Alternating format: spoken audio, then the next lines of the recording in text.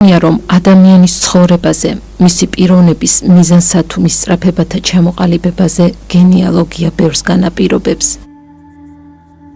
ის როგორც ძველი არისტოკრატიული გვარის მატარებელი ამაყობს იმით, რომ თავის წინაპრებში კარგად იყო შემონახული ის მრავალსაუკუნოვანი ტრადიციები, ღირებულებები, ცხოვრების წესი და მსოფლშეგრძნება, რაც ასრულთქმულებდა და სასიცოცხლოდ ძალას წარმოადგენდა ქართველი ერისა და სახელმწიფოსთვის.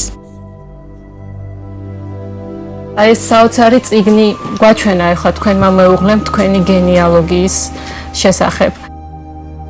ძალიან დიდი ტკივილია და დიდი სიხარულია ალბათ, როცა ესეთი წარმომავლობის მატარებელი ხარ. წარმომავლობას ცხადია დიდი მნიშვნელობა აქვს. უმთავრესად იმისთვის, თუ რა გზას აირჩევს მისი პატრონი. ეს ალბათ ჩემზეც ვრცელდება.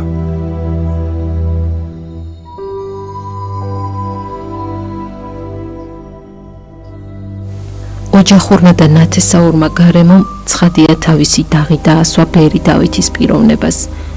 მისი ყველაზე ახლობელი ადამიანები, წინაპრები, რომლებმაც სიცოცხლე სამშობლოს შეალიეს, ჭაბუასთვის ბავშვობიდანვე სამაგალითო გმირებად იქცნენ. დედა მარიამ ნაკაშიძე პირდაპირ შთამომავალი აფხაზეთის, სამეგრელოსა და გურიის მთავრებისა გადაასახლეს. მამა ირაკლი ამირეჯიბი იმ დროის ცნობილი ადვოკატი დახვრიტეს. ხოლო მამის ძმა შალვა ამირეჯიბმა, პოეტმა და ქაქუცა ჩოლოყაშვილის სამშობლოდან დევნილმა თანამებრძოლმა ემიგრაციაში დაასრულა ცხოვრება. საბჭოთა ტერორში წლები მძიმედ, მაგრამ მაინც ჩქარი დინებით მიედინებოდა. ჭაბუა არც წლების სიმძიმეს და არც სისწრაფეს არ შეუშინებია.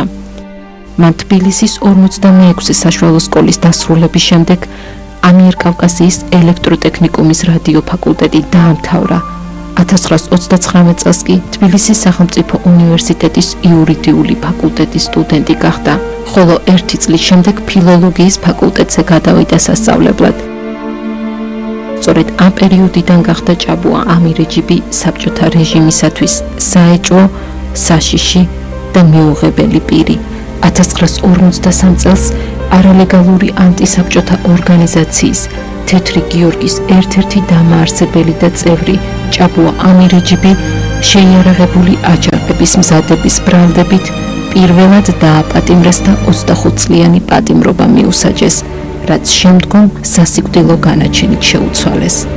მთლიანობაში მისი 91 წლიანი სიცოცხლის მატიანე პატიმრობის 83 წელს, 2 დახვრეტის განაჩენს და პატიმართა უსასტიკესი რეჟიმების საბჭოთა ბანაკებიდან 3 გაქცევას მოიცავს. ამბობს, რომ როცა უნდა გაქცეულიყო გარბოდა კიდეც. გარბოდა სიცოცხლისთვის, საყოველთაო ტერორის პირობებში თავისუფლების პოვნისთვის და სამშობლოს უკეთესი მომავლის ბრძოლისთვის. როგორი პატრიოტიზმია, როგორი პატრიოტებია საჭირო იმისათვის, რომ ერმა მისმა კულტურამ თვითყოფადობა შეინარჩუნოს. უპირველესად ღმერთის შეწამნით ჩამოყალიბებული გრძნობაა სამშობლოსა და ერის სიყვარული. მისთვის თავდადების ამაყი წადილი. პატრიოტიზმი არ ისწავლება. იგი დაბადებისთანავე ინერგება ადამიანის ფსიქიკაში. არსებობს გრძნობები, განცდები, დამოკიდებულებები, რაც პიროვნებას ბუნებითვე დახვება. ადამიანს ვერც ცხოვრება შესცენს და ვერც ვერავინ უსაჩუქრებს, ის როგორც განგების ნაფოძარი მისი სულიერი სიმდიდრეა. ასეთი გრძნობაა პატრიოტიზმიც, რომლის ბუნებაშიც თავგანწირვა თავისთავად დევს. 4 ვაჟის მამას 4-ვე ვაჟი ნაომარი ჰყავს. 4-დან 1 აფხაზეთის ომში დაღუპული გმირი ირაკლი ამირეჯიბია, რომელსაც სიკვდილის შემდეგ ჟურნალისტის გადარჩენისთვის ვახტანგ გორგასლის პირველი ხარისხის ორდენი მიენიჭა. შვილის დაკარგვა უზარმაზარ ჭრილობად დარჩა, თუმცა კარგად იცის, რომ მიზანი სამშობლოსა და თავისუფლებისათვის ბრძოლა სიცოცხლის უმაღლესი დანიშნულებაა კაცთათვის, რომელმაც თუ მოითხოვა, უნდა შეეწირო კიდეც. თავისუფლება არის ის წყურვილი, რომელიც სამშობლოს, ერის სიყვარულის, მისთვის თავგანწირვის საჭიროების პროდუქტია. სხვა თავისუფლებაც არსებობს? თავისუფლებისკენ თავგადაკრული სწრაფვა ბერი დავითის, როგორც პიროვნებისა და მწერლის განუშორებელი იდეალია. სწორედ თავისუფლებისადმი დაუოკებელი სწრაფვა და მისი წყურვილი გახდა ჭაბუა ამირეჯიბის შემოქმედების, მისი ნაწარმოებების პერსონაჟების ცხოვრების მთავარი მასაზრდოებელიც და განსაზღვრელიც. თავისუფლების გზას დამდგარნი სულიერ გამარჯვებამდე მისვლას უპირველეს მიზნად ისახავენ. გაუტეხანი და თავისი პრინციპების უღალატონი აღწევენ კიდეც ჩანაფიქრს, დაწყებულს შუაგზაზე არ ტოვებენ და სიცოცხლის რისკის ფასად საქმე ბოლომდე მიჰყავთ.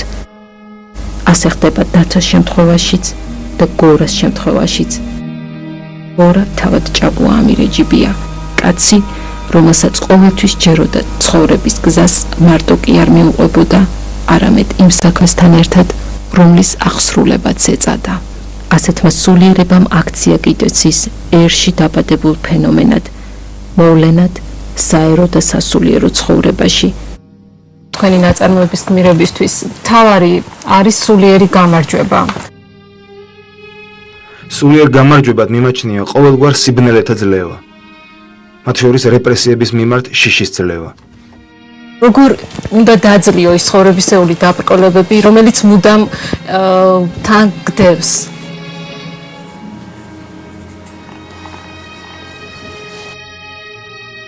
უნდა გქონდეს შეგნება იმისა, რომ რაც თავს გადგას, სწორი პასუხია შენს დამოკიდებულებაზე, ცხოვრების არსსა და მიზანზე. ბერი დავითის ცხოვრების არსი და მიზანი პატიმრობის დასრულების შემდეგ 1960-იან წლებში ლიტერატურულ მოღვაწეობას დაუკავშირდა. ამ პერიოდში ქართულ ლიტერატურულ ჟურნალებში მისი პირველი მოთხრობები დაიბეჭდა. 1972 წელს ჭაბუა ამირეჯიბის დათათუთაშხია ლიტერატურულ მოვლენად იქცა. ამავე სახელწოდებით გადაღებული ფილმის მთავარი გმირი დღემდე ერთ-ერთი ყველაზე პოპულარულია ქართულ მწერლობასა და კინემატოგრაფში. 10 წლის მანძილზე 1984-დან 1994 წლამდე დაწერა რომანი სახელწოდებით გორამ ბორგალი. წიგნი საზოგადოებრივი კატაკლიზმების მიერ შექმნილ გონსასეირო ბიოგრაფიაზე. 2003 წელს გამოვიდა მწერლის მესამე რომანი გიორგი ბრწყინვალე. ამჟამად კი მუშაობს წიგნზე მე-20 საუკუნის ჩემი ქართლის ცხოვრება, რომლის მხოლოდ პირველი ნახევარია დაწერილი. ბევრისთვის ეს ნაწარმოებები მართლაც სამაგიდო წიგნებია. საოცარია, რომ ჩვენს თვალწინ იქმნებოდა და იქმნება ეს ნაწარმოებები. არავითარ საოცრებასთან არ გვაქვს საქმე. ვარ და შემიძლია ის, რაც ღმერთმა მომცა. მამაო დავით, ძალიან ბევრს საუბრობენ და კამათობენ კიდეც საკითხზე, წერლობა და დრო. ხოლო დროის პრობლემატიკის მწერლობა, დროისა და ნიჭის ამაოდ ხარჯვად მიმაჩნია. ეს სხვათა შორის ბავშვობიდანვე ასე მწამს. ამბობს, რომ ის, რაც უფლისგან მიეცემა ადამიანს, მოთმინებით და სიმშვიდით უნდა მიიღოს. სწამს, რომ ყოველივე შენაძენიც და დანაკარგიც, სიხარულიც და ტკივილიც უფლის უმაღლესი ნების გამოვლინებაა. რთული ცხოვრების მანძილზე კი იყო სირთულეები, მაგრამ თავისთავად იყო ძალიან დიდი სიხარული, ბედნიერების წუთები. ბედნიერება ადამიანში იმ განცდად მიმაჩნია, როცა გამარჯვებულია.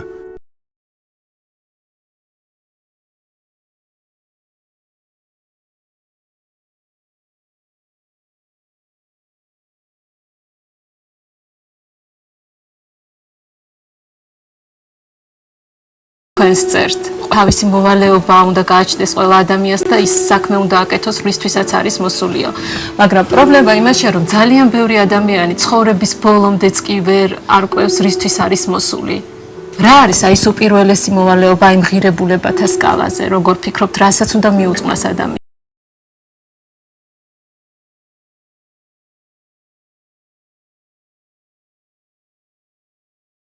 ნად 2010 წლის 15 ოქტომბერს ჭაბუა ამირეჯიბი ბერად აღიკვეცა. სრულიად საქართველოს კათოლიკოს პატრიარქის, ცხეთა თბილისის მთავარ ეპისკოპოსის, ბეჭვენთისა და ცხონა-ფხაზეთის მიტროპოლიტის, მისი უწმინდესობის ილია მეორის კურთხევით მას წმინდა მეფის დავით აღმაშენებლის სახელი ეწოდა. ბერ დავითს კურთხევა მიეცა, სახლში გააგრძელოს სამწერლო მოღვაწეობა. ჩემი ქართლის ცხოვრება. ეს არის ნაწარმოები, რომელიც მან ბერობაში შექმნა.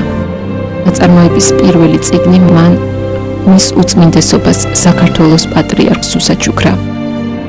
ნაწარმოებს პატრიარქისადმი მიმართვა და ავტორის წინათქმა ერთვის.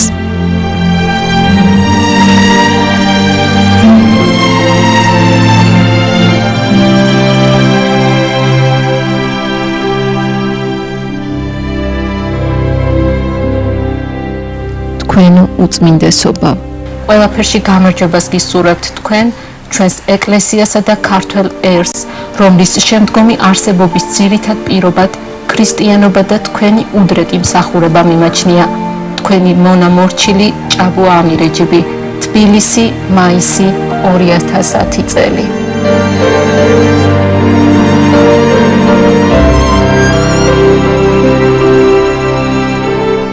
არ ამგონია ჩემი წარსულის მსგავსმა სხვა ადამიანმა სხვა გზა აირჩიოს. რაც ვარ, ღმრთი ვარ. რაც გამოვიარე მისინებით იყო. რაც მომევლის, ესეც მისინებით იქნება.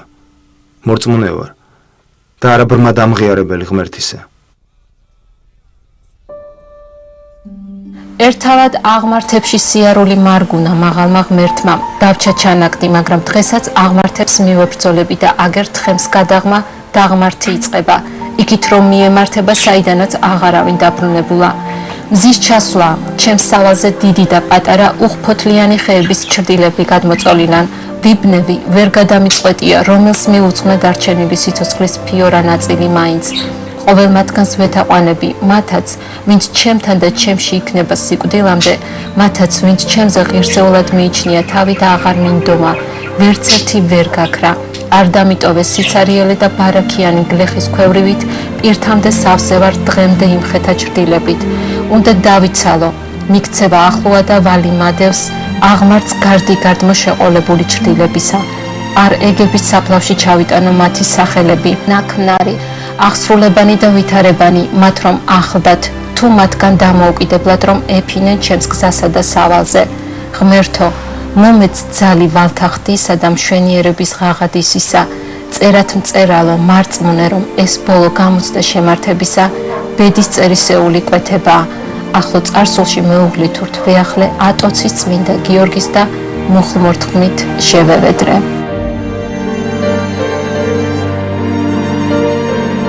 აქ წერთ რომ ეს ბოლო გამოცდა შემართებისა ბედის წერისეული კვეთებაა. ბოლო გამოცდას ამ ნაწარმოებს უწოდებთ. თქვენს ნაწარმოებებში არის ასეთი ფრაზა, საქმე რომელიც უნდა აღასრულო, იბრძოლე იმისთვის, იმ საქმისთვის რომელიც უნდა აღასრულო. წერლობა ეს არის სწორედ თქვენთვის? ბერი დავითის თქმით, თავიდან რომ იწყებდეს ცხოვრებას, დღესაც არაფერს შეცვლიდა.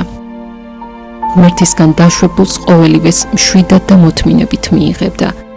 ერთადერთი რაზეც გული შესტკივა ისევ და ისევ მისი სამშობლოს დღევანდელი ყოფაა.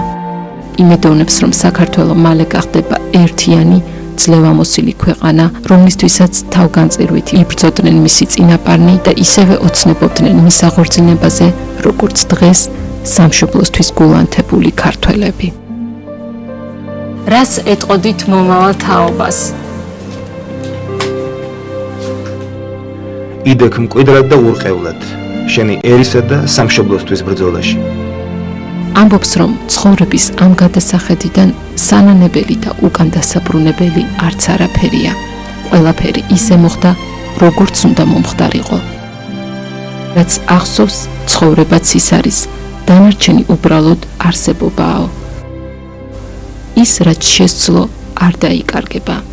რასაც მიაღწია, ვერავინ მოჰპარავს. ყველაფერი ადამიანებისთვის დარჩება. ის რაც უნდა აღსრულებულიყო, აღესრულა კიდეც.